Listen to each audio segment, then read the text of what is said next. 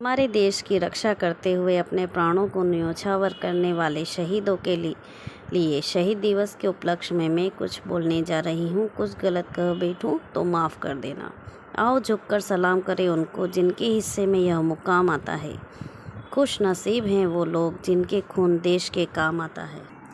भारतीय सैनिक हमारी जान है, हमारी शान है। देश की सीमा और सुरक्षा के लिए सरकार द्वारा सेना का निर्माण किया जाता है। इस सेना पर देश की सीमाओं में आने वाले सभी जल, थल और आकाश की रक्षा का भार होता है। इस सेना में देश के नौजवान युवाओं को भर्ती किया जाता है। यह ऐसे नौजवान युवक होते हैं जिनमें देश के लिए मरने का जज्बा होता है। जब एक नौजवान देश की रक्षा के लिए बॉर्डर पर जाता है तो केवल एक परिवार ही तैयार नहीं होता, तैयार होते हैं बूढ़े माँ बाप के कई सपने, चूड़ी, मंगलसूत्र और तैयार होती हैं कई हसरतें। और जब कभी उनका खून आतंकी हमलों में वो जवान शहीद होते हैं तो पता है क्या होता है। इस धरती माँ का सीना फट जाता है, रूह कांप जाती है, बूढ़े माँ बाप की सपने चकनाचूर हो जाते हैं। वो चूड़ी, वो बिंदी, वो मुस्कान एक सफ़ेद कागज़ की तरह खामोश हो जाती हैं। जब एक जवान शहीद होता है तो केवल एक परिवार ही नहीं रोता बल्कि पूरा देश रोता है। वो हर इंसान रोता है जो शहादत के मायने समझता है। वो हर नागरिक रोता है जो अपने देश के प्रति प्यार करता है।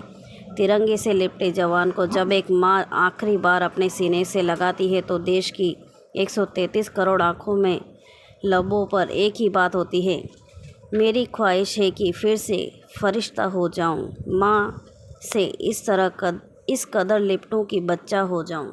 ऐसे ही हमारे देश में ना जाने कितने क्रांतिकारी हुए हैं जिन्होंने जाने से पहले अपनी माँ को वचन दिया। उन्हीं में से एक शहीद भगत सिंह हैं जिन्होंने जाने से पहले अपनी माँ को वचन दिया था कि माँ, जब मैं इस दुनिया से जाऊं तो तुम रोना मत, वरना यह दुनिया कहेगी देखो आज वीर भगत सिंह की माँ रो रही है।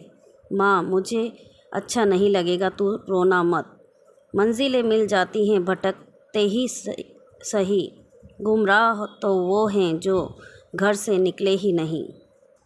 धन्य है वो माता पिता जिन्होंने ऐसे वीर सपूतों को जन्म दिया, जिन्होंने युवा अवस्था में ही अपनी ज़िंदगी देश के लिए न्योछावर कर दी और अपने देश के प्रति देशभक्ति की मिसाल पेश की।